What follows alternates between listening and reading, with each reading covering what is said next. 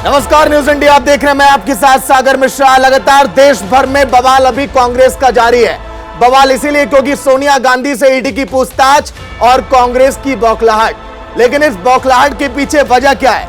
आखिर अगर पूछताछ हो रही है तो फिर कांग्रेस को आपत्ति क्यों?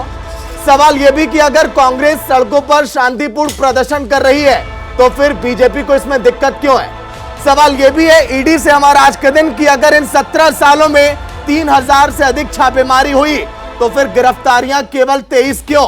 क्या यह केवल राजनीतिक षड्यंत्र है या फिर कुछ और? देश की सियासत इस वक्त अपने चरम पर है। सत्ताधारी बीजेपी और विपक्षी पार्टी कांग्रेस में संग्राम इस वक्त छिड़ा हुआ है और तो और उसके केंद्र में ईडी है। दरअसल नेशनल हेराल्ड केस में आज के दिन सोनिया गांधी को ईडी ने एक बार फिर से पूछताछ के लिए बुलाया। एक तरफ हेराल्ड केस में सोनिया गांधी से सवाल हो रहे थे तो दूसरी तरफ कांग्रेस के नेता गुस्से से लाल। कांग्रेस के तमाम बड़े नेताओं ने राहुल गांधी के साथ बैठकर धरना दिया और सरकार पर अपना जमकर गुस्सा निकाला और तो और निशाना भी साधा। बीजेपी ने भी कांग्रेस को आड़े हाथों लिया और कहा कि आखिर कांग्रेस बौखला क्यों गई है। इन सबके बीच सवाल बढ़ा है कि आखिर जांच एजेंसी की कार्रवाई पर भीड़ तंत्र का दबाव कितना सही है। जिस पार्टी ने सबसे ज्यादा देश पर शासन किया उसे अपने ही देश की जांच एजेंसियों पर आखिर भरोसा क्यों नहीं? क्या सरकार का प्रदर्शन इस पर लगाम लगाना ये ठीक है? वो भी तब जब हाल ही में बीजेपी के नेता दिल्ली में प्रदर्शन करते देखे गए। इन सब सवालों के जवाब हमारे मेहमानों से होंगे, लेकिन उसके पहले देखिए ये रिपोर्ट। हम तुम्हारे साथ हैं।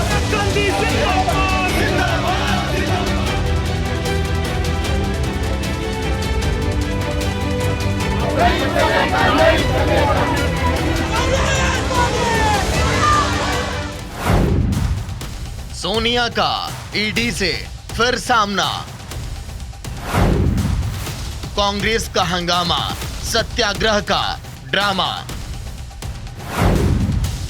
सोनिया, समन और सत्याग्रह। दुनिया के सबसे बड़े लोकतंत्र की ये तस्वीरें आप देखिए। दुनिया की सबसे पुरानी पार्टी का ये प्रदर्शन आप देखिए। गांधी के विचारों पर चलने वाली कांग्रेस का आप ये तमाशा देखिए। कैसे सत्याग्रह के नाम पर कांग्रेस अपने काम पर लग गई। कैसे सत्याग्रह के नाम पर सरकारी संपत्तियों को नुकसान पहुंचाया जा रहा है। कैसे सवालों से बचने के लिए सत्याग्रह के नाम पर अपनी सियासत चमकाई जा रही है। देश की सबसे पुरानी पार्टी कांग्रेस परेशान है, ईडी के सवालों से हलकान है। जी हां, नेशनल हेराल्ड केस में पहले राहुल गांधी और अब सोनिया गांधी ईडी के घेरे में हैं। दूसरी बार सोनिया को पूछताछ के लिए बुलाया गया। जैसे ही सोनिया गांधी को ईडी का बुलावा आया, कांग्रेसी क्रोध में आ गए। गुस्साए कांग्रेसियों ने पूरे देश में विरोध प्रदर्शन शुरू कर दिया। कांग्रेस के कर्णधार राहुल गांधी भी विजय चौक के पास धरने पर बैठ गए।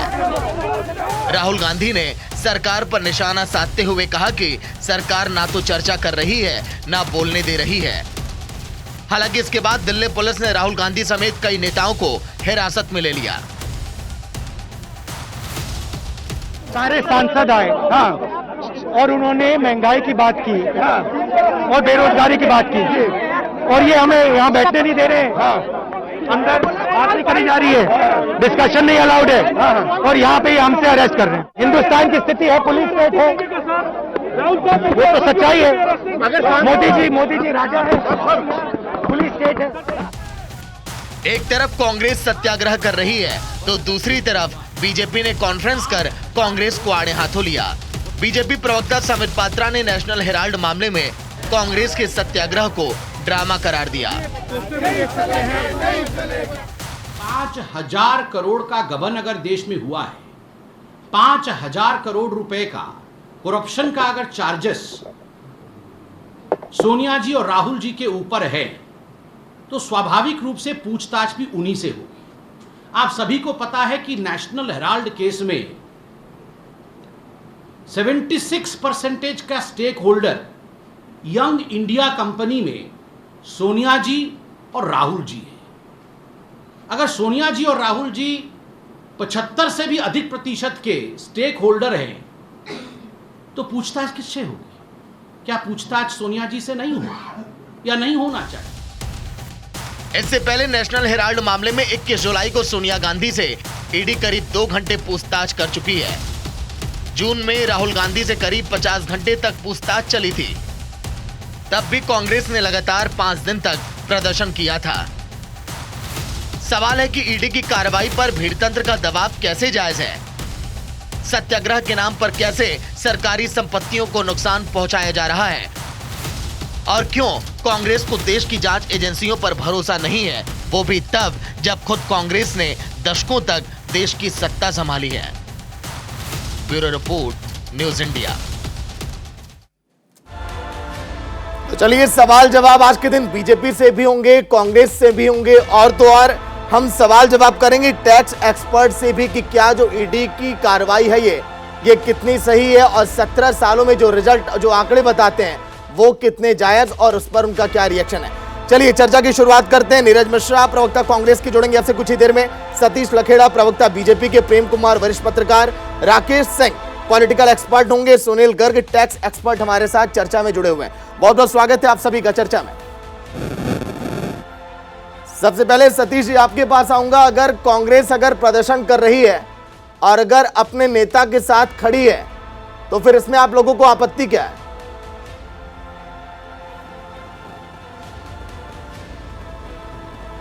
हमें बिल्कुल भी आपत्ति नहीं। जी, हटाएगा, हटाएगी।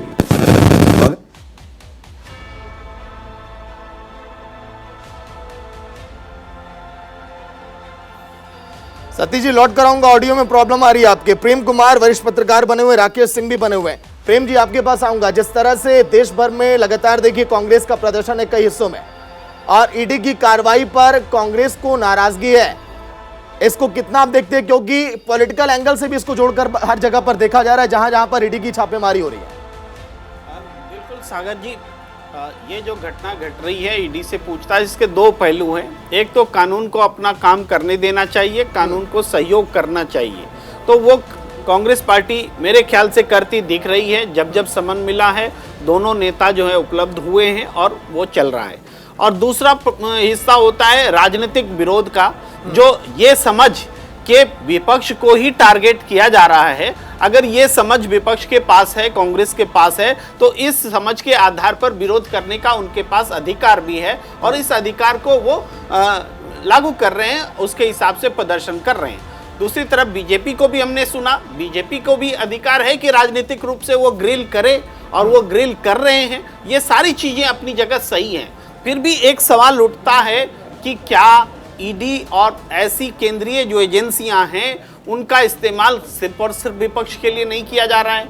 क्यों? ईडी से तो हम उम्मीद करते हैं दूध का दूध और पानी का पानी, तो क्या वास्तव में ईडी के एक्शन से दूध का दूध और पानी का पानी हो रहा है? मैं बस एक आंकड़े रखता हूं।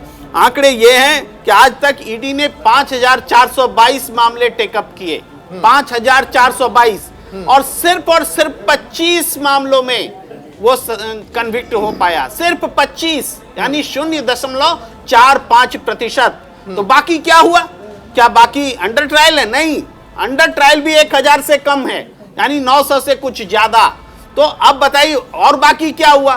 सारे बाकी मामले रखे जाते हैं वो राजनीतिक कॉम्प्रोमाइज कराने के लिए कि तुम बीजेपी में आ जाओ, तब हम तुमको छोड़ देंगे, तुम सरकार गिराने में मदद करो तब तुमको हम छोड़ देंगे, विपक्ष में रहोगे तब हम ईडी पूछेंगे, और अगर बीजेपी में आ गई तो ईडी नहीं पूछेंगे। बड़ी संख्या में ऐसे उदाहरण हैं, हेमंत बिस्वा शर्मा से लेके एकनाथ शिंदे, प्रताप राणे, तमाम उदाहरण मौजूद हैं, गिनाए जा सकते हैं, और हर राज्य में। लेकिन विपक्ष पर ही ईडी का आक्रमण होता है, तो निश्चित रूप से ये सवाल जो है इस रूप में उठता है। ठीक है, सतीश जी आपको सुना। सतीश जी आवाज मिल पा रही है आपको? सतीश जी आवाज मिल पा रही है आपको? हाँ, मेरी आवाज आपको मिल रही है? सतीश जी, प्रेम कुमार जी को आपने सुना, किसी पॉलिटिकल पार्टी से नहीं है। हाँ, आपको मेरी लेकिन आवाज क्या आ रही है? आ रही है आपकी आवाज आ रही है? क्या ये केवल दबाव की राजनीति है क्या? जी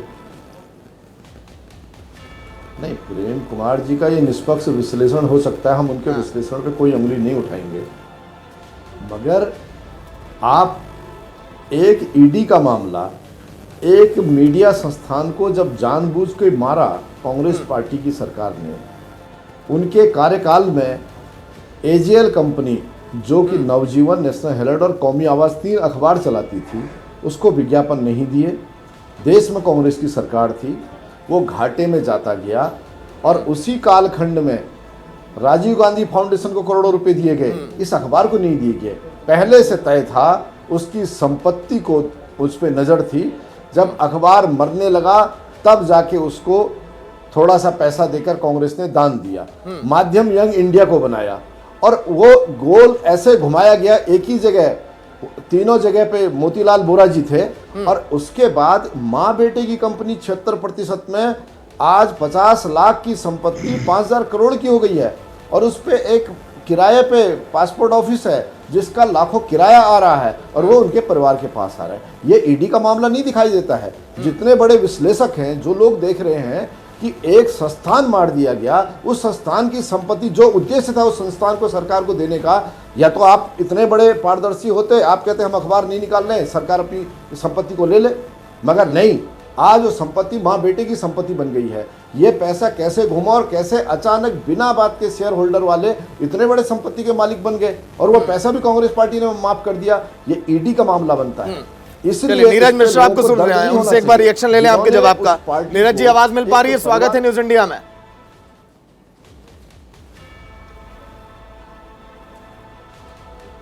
नीरज जी, आवाज मिल पा रही है आपको?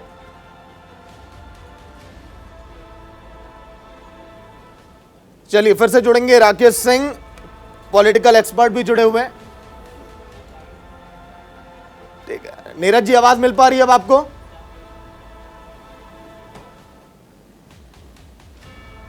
आपने अनम्यूट किया है, उसको हटाइए, अनम्यूट करिए आपने जो म्यूट किया हुआ है।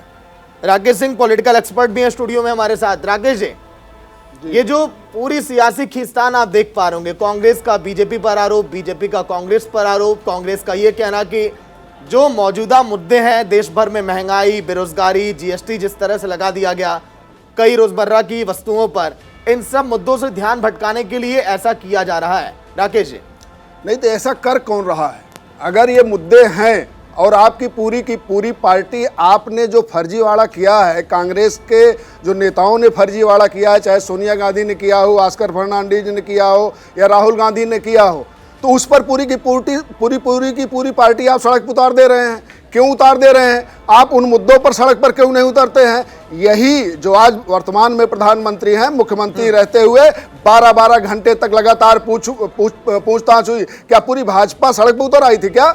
इससे लगता है कि क्या अंतर है कांग्रेस और भारतीय जनता पार्टी में। तो कांग्रेस और भारतीय जनता पार्टी में यही अंतर है कि कांग्रेस एक परिवार की चौखट के अंदर बंद हो चुकी है। उस परिवार पर संकट आता है, उसके फर्जीवाड़े पर सवाल उठता है, तब पूरी की पूरी पार्टी सड़क पर उतरती है और ये जनता देखती है कि ये किस लिए उतर रहे हैं। 5000 करोड़ की संपत्ति का जो गमन किया है, जो फर्जीवाड़ा किया है, उस पर जो आरोप दायर हुए हैं, प्रेम कुमार जी, सुब्रमण्यम स्वामी ने यह आरोप और ये मामला कांग्रेस की सरकार में ही उठा चुके थे। और ऐसी स्थिति, ये अदालत का मामला है, इसमें पार्टी का कहां से मामला आ जाता है, इसमें सरकार का कहां से मामला आ जाता है, इसमें भारतीय जनता पार्टी का कहां से मामला आ जाता है? अरे आपने फर्जीवाड़ा किया है, उसकी जांच चल रही है, जवाब दीजिए। कोई एहसान नहीं कर रहे हैं एजेंसी। राकेश जी, आप ही के जवाब पर सवाल होगा। नीरज मिश्रा, आवाज मिल पा रही है? जी, मुझे आवाज आ रही है। नीरज जी, सवाल आपसे यह है कि जांच एजेंसियों को अगर बीजेपी ने नहीं बनाया है, पीएम नरेंद्र मोदी ने सीबीआई, एसआईटी, ईडी को नहीं बनाया है, क्या आपको भरोसा नहीं है क्या इनकी निष्पक्षता पर?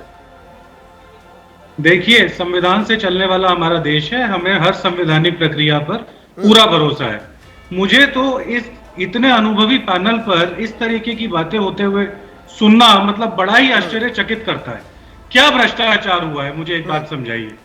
सेक्शन 25 जो इनकॉर्पोरेशन ऑफ कंपनीज एक्ट होता है, उसका सेक्शन 25 इस पैनल पर किसी ने पढ़ा है क्या? जिस तरीके की बातें आपके पैनलिस्ट कर रहे हैं कि इसमें भ्रष्टाचार हुआ, एक नॉन फॉर प्रॉफिट कंपनी जिसका डायरेक्टर, प्रमोटर 1 रुपया नहीं ले सकता, अगर उसने उस कंपनी को रिवाइव करने के लिए, कंपनी टेक ओवर की और आगे बढ़ाने के लिए, क्योंकि उसमें हजारों लोगों की नौकरियां जो रिटायर हो रहे थे उनके वीआरएस, उन सबको देने के लिए अगर उसे आगे बढ़ाना चाहा तो उसको क्या भ्रष्टाचार कहेंगे? ये बार चलाने वाले लोग अखबार चलाने वाले को क्या सिखाना चाहते हैं? ठीक है, चलिए जवाब अभी गोवा आगे में लेंगे। जाकर सुनील बात गर्ग करेंगे, टैक्स तो एक्सपर्ट भी बात जुड़े हुए हैं, लौट कराऊंगा। देखिए बात अभी चर्चा बोलेंगे, बहुत बात लंबी आगे चलेगी। बढ़ जाएगी। सुनील जी आपके पास आऊंगा, मत सतीश जी बोलिए। आऊंगा आपके पास। सुनील गर्ग बने हुए हैं। नीरज जी बार पे मत बोलिए। ठीक है सुनील जी, आवाज मिल पा रही बाहर है? पे ही बोलेंगे, बाहर पे बोलेंगे। सुनील जी और सवाल जितने यह है कि नोटिस भेजने 17 नोटिस साल में भेजिए। देखिए केवल आज तक 23 लोगों को सजा मिल पाई है। बार पे बोलेंगे तो बात सुप्रीम बहुत कोर्ट की भी बदल कई बार जाएगी। टिप्पणी आई है इन जांच को लेकर, जांच एजेंसियों को लेकर, वो आप बखूबी जानते हैं। लेकिन क्या वाकई में जांच ये जांच के लिए की जाती है या फिर कभी कभी पॉलिटिकल फायदा भी इसे विपक्ष बताता है? सुनील जी देखिए, जहां तक पॉलिटिकल फायदे नुकसान की बात है मैं उस पर कोई कमेंट नहीं कर सकता, लेकिन जहां तक नेशनल हेराल्ड मामले का जो मामला है उसमें बहुत सारे गलतियां हैं, बहुत सारे झोल हैं, इसमें कोई शक नहीं है। अगर हम इस मामले को समझें तो मामला क्या है, एक यंग इंडिया एक कंपनी बनती है 2010 में, वो एजेएल जो एसोसिएट जनरल लिमिटेड थी, 1938 का अखबार था, उसमें 5000 शेयर होल्डर थे, वो घटकर 1000 रह जाते हैं। उसके बाद में कांग्रेस पार्टी उसको 90 करोड़ का लोन दे देती है। अब समझिए कि एक पॉलिटिकल पार्टी एक लिमिटेड कंपनी को लोन दे रही है 90 करोड़ का, जो कि पीपल रिप्रेजेंटेशन एक्ट का वायलेशन है। उसके बाद बड़े मजे की बात क्या होती है, यंग इंडिया 2010 में बनती है और यूस यंग इंडिया ने 50 लाख रुपए में, मात्र 50 लाख रुपए में 90 करोड़ के लोन को कन्वर्ट कर देते हैं शेयर्स में। समझिए बात को, और 9 करोड़ शेयर 50 लाख रुपए में ट्रांसफर कर देते हैं यंग इंडिया को। यंग इंडिया में कौन है? 38% के तो माननीय सोनिया गांधी जी और माननीय राहुल गांधी जी, बाकी आस्कर फर्नांडीज और मोतीलाल वोरा जी 12% के। अब सवाल ये उठा, सवाल इसमें जो 2-3 सवाल है, बड़े महत्वपूर्ण सवाल हैं। देखिए, जो अभी कहा कांग्रेस के प्रवक्ता ने कि वो 25 सेक्शन कंपनी है, लेकिन जब उसने पूरे के पूरे शेयर ट्रांसफर कर लिए एजीएल के, और एजीएल क्या करती थी, वो रेंट पे प्रॉपर्टी दिया करती थी, बड़ी बड़ी प्रॉपर्टी उनका दिल्ली, भोपाल, महाराष्ट्र, इवन एमईए को रेंट पे दे रखा था। तो क्या एक सेक्शन 25 कंपनी उसको कर सकती है? आप indirect section 25 of companies act आप पढ़ेंगे, आप ये समझ जाएंगे कि कोई प्रमोटर, कोई डायरेक्टर फैक्ट समझा रहा हूँ, बाकी आप बहस करते रहना, नहीं ले मैं आपको सकता फैक्ट समझा रहा हूँ कि गलतियां कहाँ पर है, आप जो बात फैसला क्या होगा, ईडी क्या करेगी, उससे मुझे मतलब नहीं मैं है। उनका जवाब दे देता हूं, और क्योंकि कांग्रेस पार्टी आप जो गलती भ्रम क्या फैलाने करती की है उसके कोशिश बाद कर रहे हैं, उस भ्रम को कि मैं वो एक अपना मिनट में सेक्शन सही कर देता अपना हूं। 12AA का रजिस्ट्रेशन कैंसिल मैं- करवाने खुद पहुंच जाती है कमिश्नर इनकम टैक्स के पास में कि इसको हमें कैंसिल कर दिया मौका जाए। देंगे, जब सेक्शन 25 की जब कंपनी सेक्शन बनती है, वो 25 की चैरिटेबल कंपनी पर्पस के लिए बनती बनती है, तो उसके प्रमोटर्स को कुछ नहीं मिलता है। असेट्स को, अंडरलाइंग असेट्स को ठीक है सुनील जी, सुन ले कांग्रेस का भी रिएक्शन क्या है, जो आपने तथ्य बताए हैं, जो आपने पूरे मामले को लेकर प्रकाश डाला। सुनील जी सुन लेते हैं एक बार, बोलिए नीरज जी। जी भाई साहब, ऐसा है कि 2-3 चीजों पर माननीय पैनलिस्ट ने बात की। सबसे पहले तो कोई पॉलिटिकल पार्टी अगर किसी लिमिटेड कंपनी को लोन देती है जो बकायदा उसकी बुक्स पर है, ये किसी भी लॉ का, इसमें कोई भी हनन नहीं हो रहा है, ये लीगली वैलिड ट्रांजैक्शन है। दूसरा, कोई भी पॉलिटिकल पार्टी किसी भी कंपनी की इक्विटी ले नहीं सकती है। ये वही सेक्शन 25 कंपनी जो यंग इंडिया बनाई गई, उसके अंदर जो इक्विटी ट्रांसफर हुआ वो इसीलिए हुआ क्योंकि कोई भी पॉलिटिकल पार्टी किसी और कंपनी को टेक ओवर नहीं कर सकती है। जब सेक्शन 25 के अंडर इस कंपनी को इनकॉर्पोरेट किया गया तो उसके अंदर साफ साफ लिखा गया कि ना तो सैलरी, ना तो कोई रेन्यूमरेशन, और ना ही कोई उससे आप अपने लिए कोई चीज ले पाएंगे। तो जितनी चीजें हुई वो सिर्फ और सिर्फ एजेएल को रिवाइव करने के लिए हुई। इसीलिए 100 किस्तों में 90 करोड़ रुपए जो दिए गए, वो दिए इसलिए गए कि जो लोग एजेएल के साथ जुड़े हुए थे उनकी तनख्वाहें समय समय पर दी जा सके, और उनकी जो वीआरएस थी, क्योंकि हम लोग अपने लोगों का ख्याल रखना चाहते हैं, हम इनकी तरह आईनी बनाकर उनको 4 साल पर सड़कों में नहीं छोड़ना चाहते कि 4 साल के बाद आपका क्या हुआ वो आप अपने आप देखते रहिए। चलिए ठीक है, जिस तरह से सत्याग्रह पर भी देखिए रार छिड़ी हुई आप लोगों के। सतीश जी, अगर कांग्रेस अगर सड़कों पर प्रदर्शन कर रही है तो क्या कांग्रेस और विपक्ष को ही केवल इजाजत लेने की जरूरत है या फिर आप लोगों को भी? आप लोग सिसोदिया जी के घर के बाहर जाकर हल्ला बोलते हैं, प्रदर्शन करते हैं, आप लोगों ने कहीं इजाजत लिया क्या? अगर विपक्ष अगर सड़कों पर है तो फिर उनकी गिरफ्तारियां होने लगती हैं, हिरासत में ले लिया जाता है, और इसीलिए विपक्ष फिर सवाल खड़े करता है। तो आप लोग करते हैं कि इन्हें आपत्ति, इनकी बौखलाहट है। सतीश जी,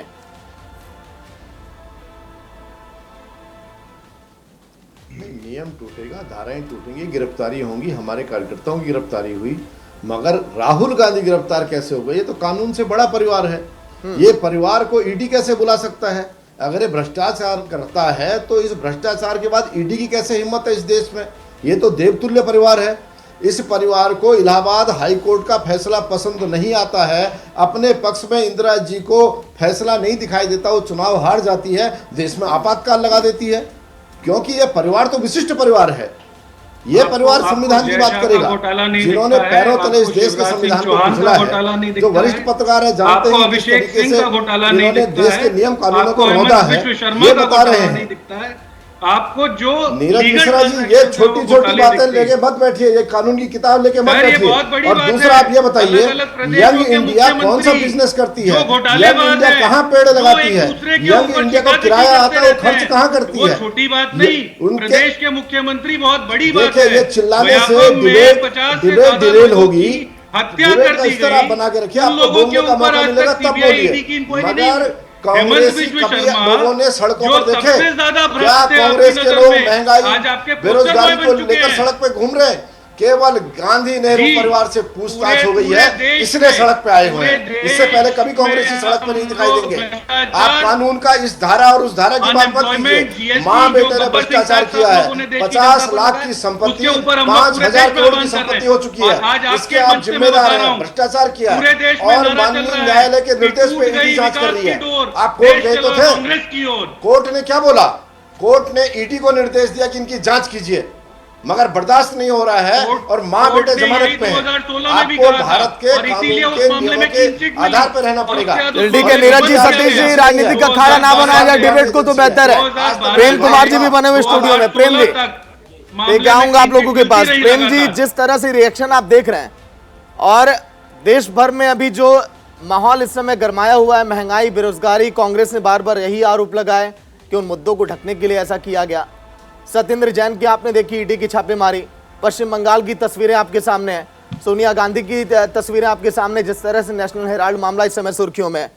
आपने जिक्र यही किया कि आखिर केवल विपक्ष के नेताओं पर ये छापेमारी क्यों? सागर जी देखिए, अभी बीजेपी के नेता बोल रहे थे कि कोर्ट के कहने से ईडी ने कार्रवाई शुरू की। फैक्चुअली यह सही नहीं है। ईडी ने कोर्ट के कहने से कार्रवाई शुरू नहीं की, ईडी ने स्वतः संज्ञान लिया और ईडी को ऐसा अधिकार होता है। ईडी को समन करने का भी अधिकार होता है, सुनवाई का भी अधिकार होता है, वो अरेस्ट भी कर सकता है। सारे अधिकार ईडी को होते हैं। इसके अलावा कोई दूसरी केंद्रीय एजेंसी को इतने अधिकार नहीं है। ईडी अपने अधिकार का एक्सेस कर रही है, इसमें कोई गलत बात नहीं, वो उस प्रैक्टिस पर चल रही है, कानूनी रूप से बिल्कुल सही है। लेकिन ये कहना कि कोर्ट के निर्देश पे हुआ है, ऐसा नहीं है। हाँ, इस पर सवाल उठते हैं कि मनी लॉन्ड्रिंग जैसे मामले को अगर पीएमएलए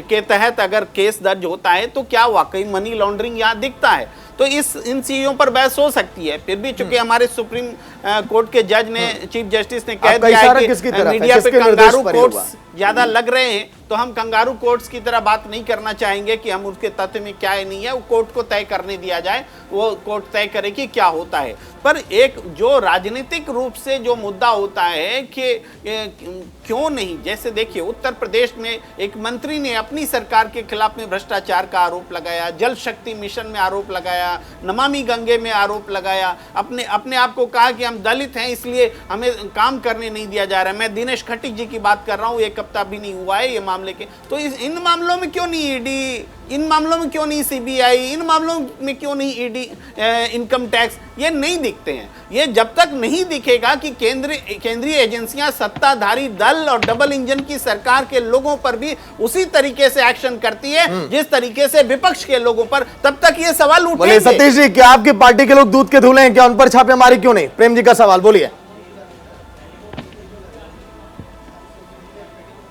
प्रेम जी ये चाहते हैं कि एक तो ये विशिष्ट परिवार का ईडी केस वापस ले लिया जाए, इस पे बात नहीं हो। जो पार्थ चटर्जी के जानने वाले के यहाँ अथाह संपत्ति मिली है, इस पे चर्चा नहीं हुई, क्योंकि ये विपक्षी पार्टी है, उत्पीड़न हो जाएगा। क्योंकि तृणमूल कांग्रेस भारतीय जनता पार्टी के विपक्ष में है, कांग्रेस विपक्ष में है। अगर इसी तरीके से देश की एजेंसियां सत्ताधारी दल के पक्ष विपक्ष के आधार पर चलने लगे तो बड़ी सुविधा हो जाएगी विपक्ष के लोगों को। कोई भी अपराध कीजिए, अगर कार्रवाई होगी तो हमारा उत्पीड़न होगा, जो आज ड्रामा कांग्रेसी कर रहे हैं या उनके समर्थक लोग टीवी पे आके बता रहे हैं कि इस तरीके से घुमाया जा रहा बातों को। मगर देश इस तरह नहीं चलेगा, बोलिए बोलिए, कानून से ही चलेगा। मैं ये कहना चाहूंगा, 70 साल पुरानी एजेंसी है, आज तक जब ईडी काम करती रही तब तक वो एक विभाग की तरह काम करती रही, मगर आज ईडी को भारतीय जनता पार्टी के एक दो लाइन बोलूंगा, आपको बात समझ में आ जाएगी, इशारे पे काम करने वाली बना दिया जाएगा। जी एक दो लाइन आप सुन लें।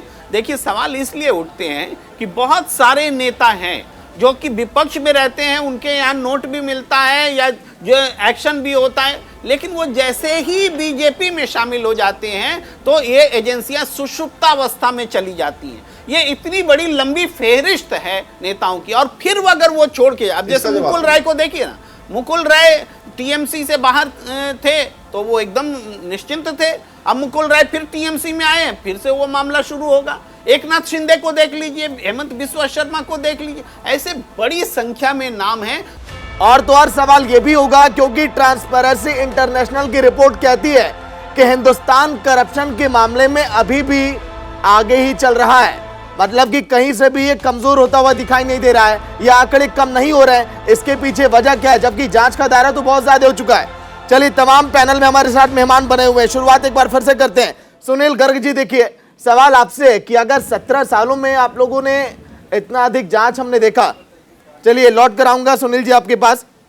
राकेश जी, इतनी ज्यादा देखिए जांच की संख्या, सजा बहुत कम, उसके बाद मामला ठंडे बस्ते में पड़ जाता है कि राजनीतिक रंग चढ़ा पूरे मामले को, पूरे देश भर में हवा दिया गया उस मामले को, फिर खत्म। देखिए सागर जी, ये तर्क दिया नहीं जा सकता है कि कितने मामले चल रहे हैं और कितने को सजा मिली, कितनी गिरफ्तारी हुई। 302 के जितने मामले हैं पूरे देश भर में, कितने आरोप चलते हैं, कितने मुकदमे चलते हैं, सजा किसको होगी, इसके आधार पर नहीं होता कि इतने लोग छूट गए इस वजह से 25 को भी छोड़ दिया जाए। तो ये तर्क तो मैं मान नहीं रहा हूँ। दूसरी बात, जो कांग्रेस के प्रवक्ता लगातार ये कह रहे हैं, जरा इस चीज को भी देखिए कि 3 कंपनियां हैं, एजेएल है, यंग इंडिया है और कांग्रेस पार्टी को मैं मान लिया हूँ पारिवारिक कंपनी ही इनकी, क्योंकि इनके निर्णय के आधार तीनों जगह कौन लोग हैं। एजेएल में सोनिया गांधी, राहुल गांधी, मोतीलाल वोरा। यंग इंडिया में कौन है, सोनिया गांधी, राहुल गांधी, मोतीलाल वोरा। कांग्रेस पार्टी में उस समय कौन थे, राहुल गांधी थे, सोनिया गांधी थे, मोतीलाल वोरा। अब अगर एजेएल को बेचना है तो मोतीलाल वोरा ने मीटिंग इन सब के साथ करके मोतीलाल वोरा से बात की कि यंग इंडिया में आप खरीद लीजिए, और 90 करोड़ का जो लोन लेना है इनको कांग्रेस में, तो वहां भी वही 3 लोग हैं कि मोतीलाल वोरा ने आपस में बैठक की, फिर मोतीलाल वोरा से कांग्रेस में बात की कि हमको लोन चाहिए, और फिर मोतीलाल वोरा ने मोतीलाल वोरा को कह दिया कि आपका जो लोन है वो स्वीकृत किया जाता है। अरे कहां से आप जवाब देंगे, सारे मामले अदालत में हैं कांग्रेस के लोगों, और जरा अदालत के मामले और जनता भी देख रही है। वो जमाना चला गया कि एक कार्यक्रम करोगे और पूरी जनता में मैसेज आपका चला जाएगा। एक एक पल, एक एक सेकेंड आपके सारी करतूतें लोगों के देखिए राकेश जी, मैं आपको इसलिए रोक रहा हूं क्योंकि आपने देखिए अभी जिक्र किया तथ्यों का, आपने आंकड़ों का जिक्र किया। अगर 4000 से ऊपर अगर छापेमारी की जा रही है, 25 लोगों को सजा मिल रही है, 100,000 करोड़ से ऊपर की रकम अगर पकड़ी जाती है, और तो और 1 अप्रैल को सुप्रीम कोर्ट की टिप्पणी भी आपने सुनी होगी जब उन्होंने नाराजगी जाहिर की थी और विश्वसनीयता पर जांच एजेंसियों के सवाल खड़े कर दिए थे। क्या आपको लगता है कि ये सही है राकेश जी? नहीं, देखिए जितनी कार्रवाई हो रही है, अब आपके पास जो रिपोर्ट है वो रिपोर्ट ये है कितने लोगों के खिलाफ कार्रवाई हुई, इतने मुकदमे चले, लेकिन आपके पास क्या वो रिपोर्ट है कि कितने लोगों के खिलाफ कार्रवाई हुई है?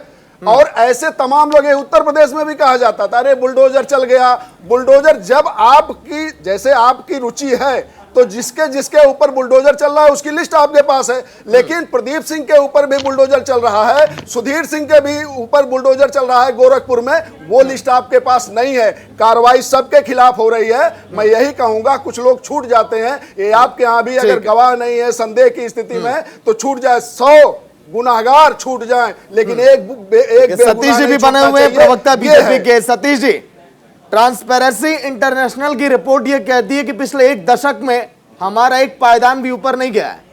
एक बहुत मामूली सा हमने सुधार हासिल किया है। अगर आप लोग कहते हैं कि भ्रष्टाचार मुक्त हम करेंगे पूरे देश भर को, तो कहीं पर भी आंकड़ों में दिखाई नहीं देता है।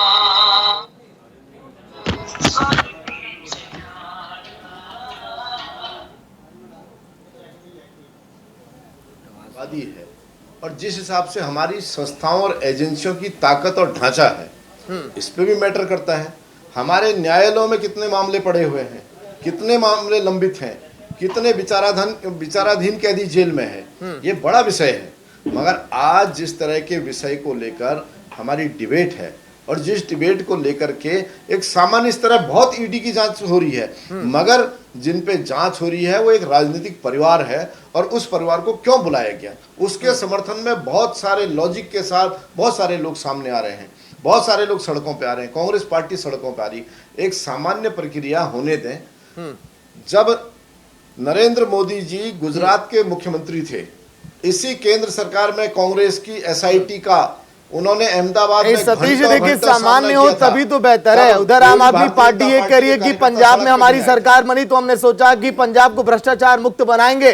जैसे ही कदम उठाई आम आदमी पार्टी, इस पर आप लोगों ने कहने लगी आम आदमी पार्टी की सत्येंद्र जैन पर छापेमारी हो गई। 8 साल पुराना वो मामला जो ठंडे बस्ते में जा चुका था, तुरंत तो सुर्खियों में आ जाता है। क्या सत्येंद्र जैन को जबरदस्ती पेंट किया गया है? जब कुछ था, जो चीजें सामने आई उसी आधार पे तो अंदर है। पार्था मुखर्जी जब उनके सामने चीजें आई, जब चीजें बरामद हुई, तभी कार्रवाई हो रही है। अब खुली आंखों के भ्रष्टाचार को भी एजेंसी अगर इस नाते बंद कर दे कि ये आम आदमी पार्टी का नेता, ये तृणमूल का नेता, ये फला पार्टी का नेता है, तो इनको कम से कम इन पे कोई कानून नहीं लगेगा। ये अलग से ये भ्रष्टाचार कर लें, अगर करेंगे तो राजनीतिक उत्पीड़न माना जाएगा। ये एजेंसियों के साथ, इस देश के नियम कानून और संविधान के साथ ज्यादती होगी। मगर आज मैं दोबारा कहना चाहूंगा कि कांग्रेस पार्टी को बड़ा दिल करते हुए उसी तरीके से जैसे मोदी जी पे जांच हुई, भारतीय जनता पार्टी कोई सड़क पे नहीं आई, कोई जुलूस नहीं किया, जांच का सामने किया, पाक साफ होकर बाहर आए और जो उनकी सत्येंद्र जी, इस पर तो हम ये भी बोल सकते हैं ना कि आप लोग पीएम नरेंद्र मोदी यानी कि अपने नेता के साथ आप लोग खड़े नहीं थे सन 2007 में, जब एसआईटी से पूछताछ की सन 2007 में, आप लोग भी अपने नेता के साथ खड़े हो सकते थे। कार्रवाई आप बताइए। नहीं, कांग्रेस अगर कांग्रेस देखिए ईडी को रोक तो नहीं रही है पूछताछ से। कांग्रेस केवल यही कह रही है, कांग्रेस प्रदर्शन कर रही है, कह रही है महंगाई और बेरोजगारी को लेकर हम हल्ला बोल रहे हैं, तो उनको हिरासत में ले लिया जा रहा है। कहां बोल रहे हैं, कहां बोल रहे हैं? अरे आप देख रहे हैं, आज राहुल गांधी जी का ट्वीट देखिए, कैसे उन्होंने कहा कि दुर्योधन और बड़ी जंजीर लेकर आओ। ये महंगाई भ्रष्टाचार को लेकर कह रहे हैं। कभी आपने कांग्रेस को 8 सालों में धरना जुलूस प्रदर्शन करते हुए देखा? कहीं बैरिकेडिंग के सामने देखा? कहीं उन्हें 2-2 हाथ करते हुए मंच पर देखा, सड़कों पर देखा? कहीं नहीं। केवल चलिए, जवाब तो अब आपका नीरज जी देंगे। नीरज जी, देश के मुख्यमंत्री इतने सालों में आप लोग सड़कों पर नहीं उतरते हैं, बेरोजगारी महंगाई का मुद्दा तभी याद आता है आप लोगों को जब सोनिया गांधी राहुल गांधी से पूछताछ होती है। मैं भाजपा के प्रवक्ता की बात पर जवाब देने से पहले राकेश जी ने जो हास्यास्पद बातें की हैं, मैं उन बातों का जवाब देना चाहूंगा। राकेश जी, आप वरिष्ठ हैं और बहुत ही सम्मानित हैं, लेकिन मैं आपसे रिक्वेस्ट करूंगा कि कभी एक बार इस मामले में इसका लीगल सलाह लेके जरूर देखिएगा। ये भारत के संविधान और भारत के कानून में एक आदमी मल्टीपल लीगल एंटिटीज की तरह काम कर सकता है। जब आप बार बार मोतीलाल वोरा, सोनिया गांधी जी या राहुल गांधी जी के बारे में बात करते हैं, तो वो अलग अलग लीगल एंटिटी है। जब कांग्रेस प्रेसिडेंट के नाते वो बात कर रही हैं, या जब वो एजेएल में एज अ मेंबर बात करती हैं, जब तो दोनों चीजें अलग होती है। एक मिनट में बोलना चाहूँ, एक मिनट। हाँ राकेश जी बोलिए, एक लाइन। बिल्कुल बोलिए। जब आप ये कहते हैं तो हर्षद मेहता से लेकर नीरव मोदी तक, यही जो आपकी कानूनी पेंच है जिसको आप बता रहे हैं ना, इसी कानूनी पेंच के आधार पर जनता का हजारों करोड़ लेकर ये लोग फरार हुए थे। और मैं जो बता रहा हूँ, एक मिनट, और ये इंदिरा गांधी की बहू, इंदिरा गांधी का पोता आज भी ईडी के दफ्तर में जाके चक्कर काट रहा है, बस चक्कर काट रहा है और जमानत पर है। चक्कर नहीं काट रहा है, जमानत पर है और पूरी की पूरी पार्टी को उतार दिया है सड़क पर अपने लिए। राकेश जी, आप कानूनी प्रक्रिया का जो इतना मैं मजाक उड़ा रहे कानूनी, हैं, मैं नैतिक और एक व्यक्ति के आज नाते, दर्शक नागरिक देख के के नाते बहुत हंस जिम्मेदार। रहे होंगे आप पर आपसे कि मैं आप कह रहा हूं कानूनी कि जो प्रक्रिया का मैंने किस तरीके से मजाक उड़ा रहे हैं। जो मैंने कहा नीरज जी, आप बताइए कि तीनों जगह ये तीनों लोग थे, कांग्रेस में भी पदाधिकारी थे, एजीएल में थे, यंग इंडिया में थे, नहीं थे क्या? गलत कह रहा हूं? क्या मैं आपको वकील होने के नाते इसकी मैं लीगल डेफिनेशन आपको समझाऊं? लीगल, मैं कह रहा हूं ना, लीगल के आधार पर जो कानूनी पेच है ना नीरज जी, देखिए, ये आप भ्रम मत मत बताइए। फैलाइए, कानूनी राकेश जी, पेचों का फायदा उठाकर राकेश जी, भ्रम जितने मत फर्जीवाड़े फैलाइए, हुए हैं, होते रहे हैं। इस मामले में 1 रुपए का करप्शन नहीं है। करप्शन जरूर शिवराज सिंह चौहान के व्यापम घोटाले में है, जरूर हेमंत बिश्व शर्मा के पीपीई घोटाले में है, क्यों नहीं उनके खिलाफ आपने बुंदेलखंड का प्रदर्शन किया? एक्सप्रेसवे बना आप अपने और 4 व्यक्तिगत दिन मामले में ढह पूरी गया, की पूरी पार्टी उसमें उतार जो देंगे। घोटाला हुआ योगी जी का घोटाला, उसमें जरूर घोटाला कहाँ है। आप और बाढ़ पूरी चलाने वालों कांग्रेस के कहाँ घोटाले सोती तो अलग रहती ही है भाई? योगी जी कर रहे हैं और शिवराज जी कह रहे हैं, कहाँ सोते रहते हैं? अपने बुंदेलखंड व्यक्तिगत में मामले पर आप 4 सड़क दिन पर पहले उतरेंगे। माननीय प्रधानमंत्री जाकर एक एक्सप्रेसवे बनाते हैं और चौथे दिन ही वो ढह जाता है, तो वो कौन सा भ्रष्टाचार अरे है? मैंने तो वो आपसे पैसा सीधा किसकी सवाल जेब में पूछा, गया? क्या तीनों जगह पर ये तीनों लोग थे कि नहीं थे? इनका अधिकार जी क्या नहीं। था, किस पद मैंने किस आपको पद पे थे? बताया, उसका जवाब वो नहीं दे रहे हैं लीगली- आप। वो लीगली वहां पर तीनों लोग अलग अलग हैं। वो चलिए तीनों एक नीरज लोग जी, नहीं हैं, सर। नीरज तीनों जी, जगह सड़कों थे और इन ना, मुद्दों पर ये मत जनता जाइए, तय मामला करेगी। ईडी का है। आप कानूनी रूप से कांग्रेस के मुकदमा शासनकाल में जो ईडी सड़कें तीनों बनी हैं, लोग उस पर जो गाड़ियां बना सरपट रहे नहीं हैं, दौड़ रही हैं। पार्टी में मामला ईडी का है। तो और अपने इंडिया में। फ्रेमवर्क के अंदर ही बात करेगी सर। जब सेक्शन 25 की कंपनी अरे है, तो सड़क पर जिसके उतरने की क्या अंदर जरूरत? 1 रुपए मुकदमा की लड़िए, लेनदेन अगर नहीं इतना हुई, मजबूती से किसी मुकदमा एसेट आपका का है। ट्रांसफर नहीं हुआ, तो अरे आप इसमें मामला कानूनी रूप बनता ही से, नहीं है। कानूनी ये रूप से एक एकदम सही निराधार है, पॉलिटिकल तो सड़क विच पर हंट है। उतरने की क्या इसके अंदर जरूरत है? 1 रुपए का मामला नहीं है। नीरज जी, एक चीज बताइए, अगर ईडी अगर पूछताछ कर रही है तो आप लोग सड़क पर क्यों उतर रहे हैं, प्रदर्शन क्यों कर रहे हैं, और उसी दिन क्यों उतर रहे हैं आप लोग जिस दिन पूछताछ हो रही है? अगर आपके नेता बेरोजगारी, महंगाई का जिक्र कर रहे हैं तो किसी और दिन भी क्यों नहीं? जिस दिन जीएसटी बढ़ाया गया, फिर जिस दिन लगातार पॉलिटिकल रिएक्शन आ रहे थे, उस दिन क्यों नहीं आप लोग उतरे? ये बड़ा एक दुर्भाग्य है कि देश का मीडिया बहुत ही सेलेक्टिव तरीके से खबरों को चलाना चाहता है। पिछले 7 साल से नहीं, दुर्भाग्य मेरा ये भी है, दुर्भाग्य ये भी है कि कांग्रेस जैसी पार्टी है देश में। जब हम ये कहते हैं, दुर्भाग्य ये भी है कि कांग्रेस जैसी पार्टी है देश में जो केवल अपने नेता के बारे में सोचती है। दुर्भाग्य ये भी है कि आप महंगाई जैसे मुद्दे पर किसी और दिन आप नहीं उतरते हैं। दुर्भाग्य ये भी है कि जांच एजेंसियों पर आपको भरोसा नहीं है। दुर्भाग्यपूर्ण ये भी है कि कांग्रेस के प्रवक्ता जो डिबेट में बैठे हैं, उन्हें जांच एजेंसियों पर भरोसा नहीं और कह रहे हैं कि मीडिया चैनल।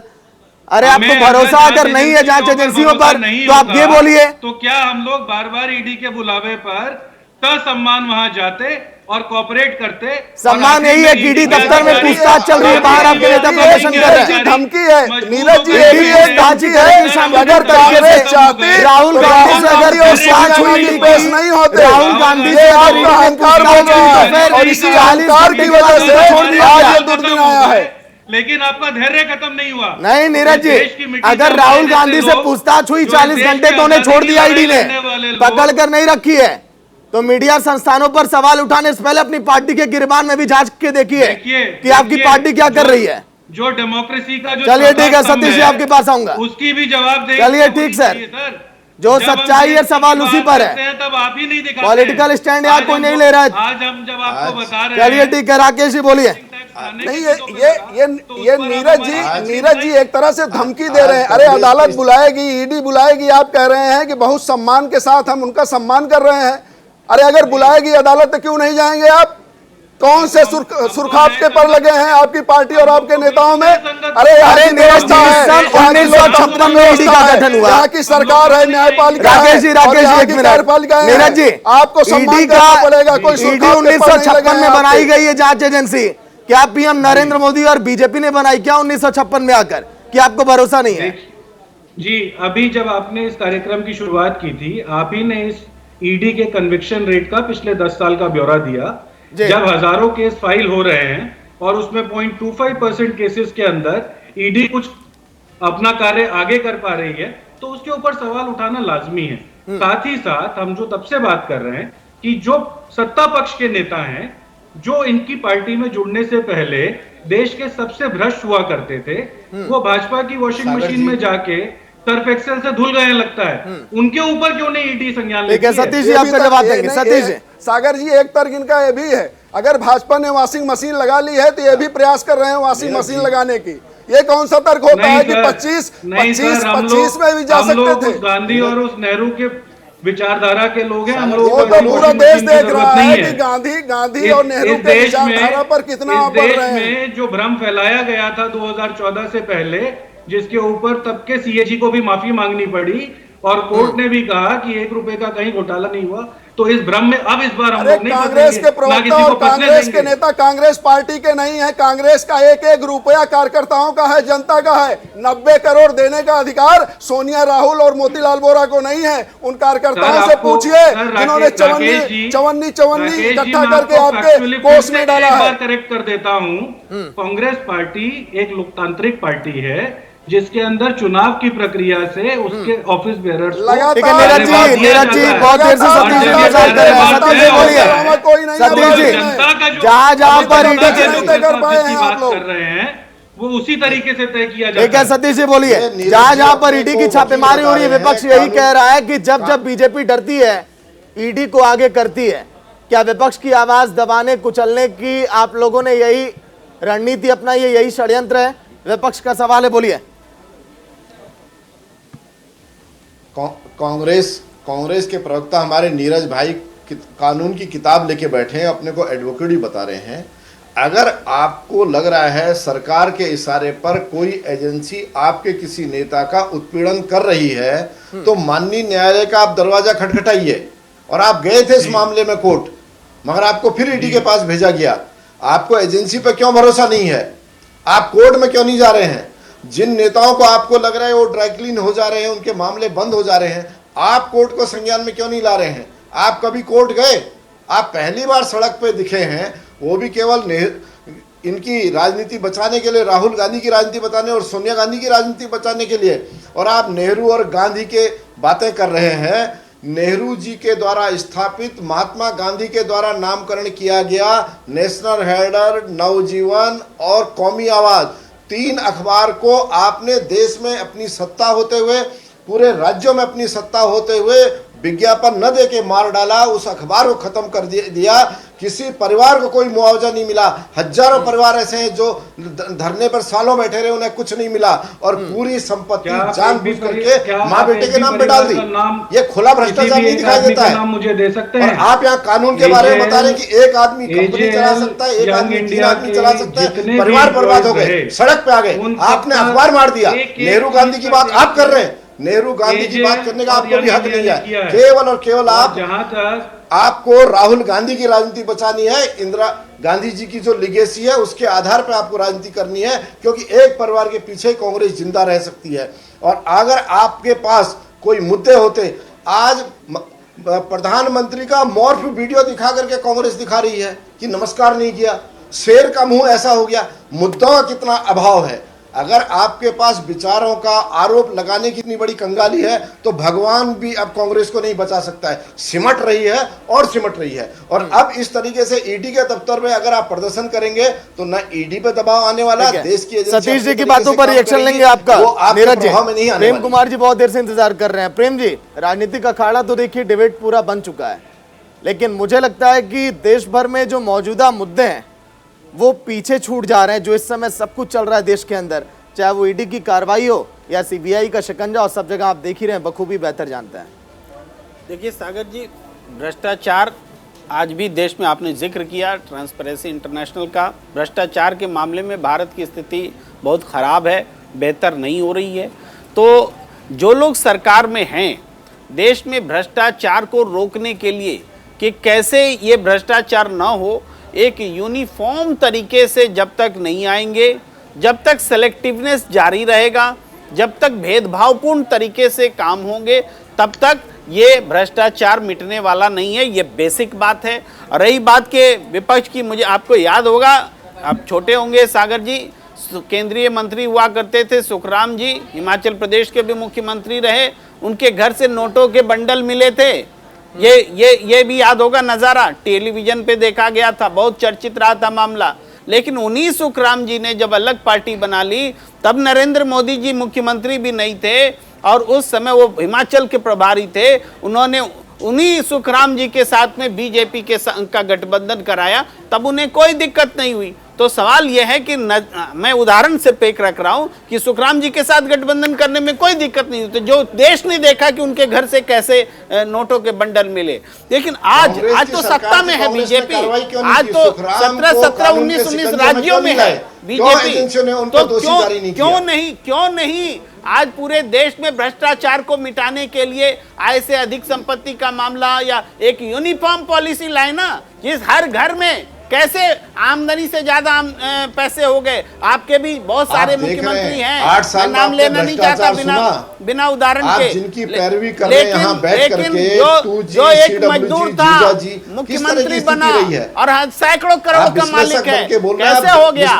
इन सब चीजों की जांच कैसे होगी? भ्रष्टाचार पर एक डंडा रखना पड़ेगा, इस तरीके से नहीं चलेगा, इस तरीके से नहीं चलेगा कि केवल विपक्ष पर आप आक्रमण करें। आपके समय पे जिनकी आप पैरवी कर रहे हैं, उस परिवार के राज के समय कितना भ्रष्टाचार, उस परिवार की शहादत को देखिए, कुर्बानियों को देखिए, वो आपको नहीं दिखता है। राजीव गांधी ने अपनी सरकार छोड़ दी थी विपक्ष के आह्वान पर, जब उन पर भ्रष्टाचार का आरोप लगा। संसद में विपक्ष ने बाइकाट किया कि राजीव गांधी गद्दी छोड़ो, राजीव गांधी ने गद्दी छोड़ी।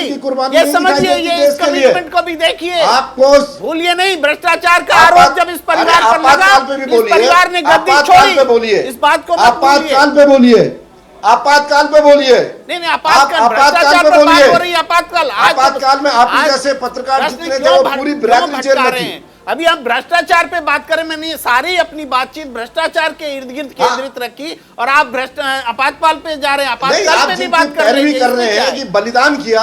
आपको श्यामा प्रसाद मुखर्जी का बलिदान नहीं दिखाई दे रहा है? आपको श्यामा प्रसाद जी का बलिदान नहीं दिखाई दे रहा है? नेहरू सरकार की कैबिनेट में थे, क्यों नहीं दिखाई देगा बलिदान? उनको कैबिनेट में थे नेहरू सरकार की, विपक्ष में रहते हुए उनको उन्होंने अपनी कैबिनेट में जगह दी। इस बात को भी आप भुला देंगे क्या? मगर बलिदान किया ना। हाँ, तो बलिदान से कौन इनकार कर रहा है? कौन इनकार कर रहा है? केवल गांधी परिवार की चारण भक्ति से बाहर आइए, एक परिवार की चारण भक्ति से बाहर इस्तेमाल कर रहे हैं, एक परिवार का शील्ड बन के गलत शब्दों का आप इस्तेमाल कर रहे हैं। क्योंकि आज की राजनीतिक व्यवस्था में विपक्ष के रूप में कांग्रेस सड़क पर है, और उसको गलत तरीके से फंसाने की कोशिश मत कीजिए। पॉलिटिक्स कीजिए, राजनीति कीजिए। आप देखिए, एक उदाहरण मैं आपके फेवर का रखता हूँ। चौकीदार चोर है नारा दिया था, राहुल गांधी ने नारा दिया था, नरेंद्र मोदी अदालत नहीं गए कि मेरा मानहानि, मेरी मानहानि हो गई। नरेंद्र मोदी ने कहा कि मैं भी चौकीदार हूँ, और नरेंद्र मोदी जी का वो स्टेप सही था। पॉलिटिकल स्टेप लीजिए, पॉलिटिकल स्टेप लीजिए, इस तरह से पॉलिटिक्स मत कीजिए। ये मैं कहना चाहता हूँ। आपके राहुल गांधी ने क्या कहा? आपके और मेरे क्या है? राहुल गांधी आपके भी है, देश की पॉलिटिकल पार्टी करने का नहीं दिखाई दे रहा है। राहुल गांधी आपके मेरे का सवाल नहीं है, एक राजनीतिक बात हो रही है, जिनके लिए राजनीतिक रूप से देखिए डिबेट अंतिम पड़ाव पर है। प्रेम जी, राकेश जी, सतीश जी, कहा तो दूसरे ने डिबेट अपने अंतिम पड़ाव पर, एक एक सवाल और एक एक जवाब सबका हम लेना चाहेंगे। नीरज जी, आपसे ही सवाल है सबसे पहले, क्या जब तक पूछताछ चलेगी तब तक कांग्रेस इसी तरह से सड़कों पर रहेगी? इस पूछताछ के बहुत ज्यादा मायने नहीं है, जैसा कि मैं शुरू से आपको बता रहा हूं, लेकिन कांग्रेस पार्टी हमेशा से आम जनता के मुद्दों पर लड़ती आई है, आगे लड़ती रहेगी। आने वाले समय में आपको जैसे पता ही होगा कि माननीय राहुल गांधी जी कश्मीर से लेकर कन्याकुमारी तक की पैदल यात्रा करने वाले हैं, और जगह जगह जाकर जो देश के मुद्दे हैं उनके बारे में बात करेंगे। तो ये ईडी, सीबीआई, इनकम टैक्स, इन सब से तो फर्क नहीं पड़ता है, लेकिन बेरोजगारी, जीएसटी और जो हमारे देश की जो स्थिति होती जा रही है उसके ऊपर हम लोग जरूर बात करते रहेंगे और सड़कों पर। नीरज जी, देखिए एक बार मैं आपको रोक रहा हूं। आप लोगों की पार्टी पूरा बकायदा राजस्थान में कई जगहों पर बैठक चलती है बड़ी बड़ी कि कैसे सोनिया गांधी की जब पेशी होगी तो प्रदर्शन किया जाएगा देश भर में। क्या आप लोगों ने जीएसटी अगर बढ़ाया गया, क्या महंगाई चरम पर है, बेरोजगारी चरम पर है, इसको लेकर आप लोगों को कितना दिन हो गया बताइए बैठक किए, मंथन किए कि चलिए आवाम के खिलाफ सड़कों पर हम हल्ला बोलेंगे, प्रदर्शन करेंगे?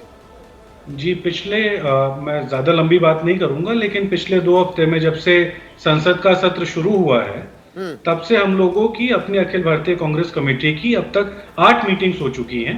जिसके अंदर सारी रूपरेखा बनाई गई। लेकिन जो डिबेट डिस्कशन का मंदिर है, जो संसद है हमारी, जब वहां पर हम लोगों को डिस्कशन करने का, हमारे नोटिस का जब जवाब नहीं दिया जाता है, तो बात करने के लिए जो उचित प्लेटफॉर्म है वो जनता के बीच में है। चलिए ठीक है, जल्दी जल्दी से मुझे जवाब लेना, वक्त कम है, माफ करिएगा। सतीश जी, आपसे आपत्ति क्यों है पूछताछ से? क्या आगे भी लोगों को हिरासत में लिया जाएगा, कांग्रेस के कार्यकर्ताओं को, अगर वो शांतिपूर्ण प्रदर्शन करेंगे तो? सतीश जी, जो लोकतंत्र का मंदिर है, उस लोकतंत्र के मंदिर में जितने भी प्रतिनिधि हैं, उस लोकतंत्र की मर्यादा के अनुरूप व्यवहार करें। मगर जिस तरीके से पूरे सत्र के लिए उन्हें निलंबित किया गया है, उनका जो आचरण पूरे देश ने देखा है, जो शिष्टाचार जो होना चाहिए था, जो उसकी धज्जियां उड़ाई हैं, मर्यादा तार तार की है, वो देश ने नहीं देखा। आप केवल जनता का ध्यान हटाने के लिए, अपने को पीड़ित दिखाने के लिए और केवल इस एक बतंगड़ पैदा करने के लिए जो स्थितियां कांग्रेस पैदा कर रही है, अगर गंभीरता होती, देश की सबसे पुरानी पार्टी की जो अगर गरिमा के अनुसार आप व्यवहार करते, तो सदन के भीतर आज चर्चाएं हो रही होती। पहले चलिए ठीक है सतीश जी, वक्त कम है। चलिए बहुत बहुत शुक्रिया नीरज जी आपका, सतीश जी आपका, प्रेम कुमार जी आपका, राकेश जी आपका चर्चा में शामिल होने के लिए। तो पूरे देश भर में कांग्रेस का सड़क पर प्रदर्शन, उबाल, गुस्सा लगातार जारी है, केवल इसीलिए क्योंकि सोनिया गांधी से जारी है ईडी की पूछताछ। लेकिन कांग्रेस की ये बौखलाहट क्यों, सवाल ये खड़े कर रही है बीजेपी।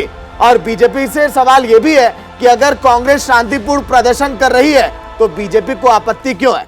तो लगातार पूछताछ का सिलसिला आगे भी जारी रहेगा और क्या अहम मोड़ आते हैं, ये देखने वाली बात। देखते रहिए न्यूज़ इंडिया। नमस्कार।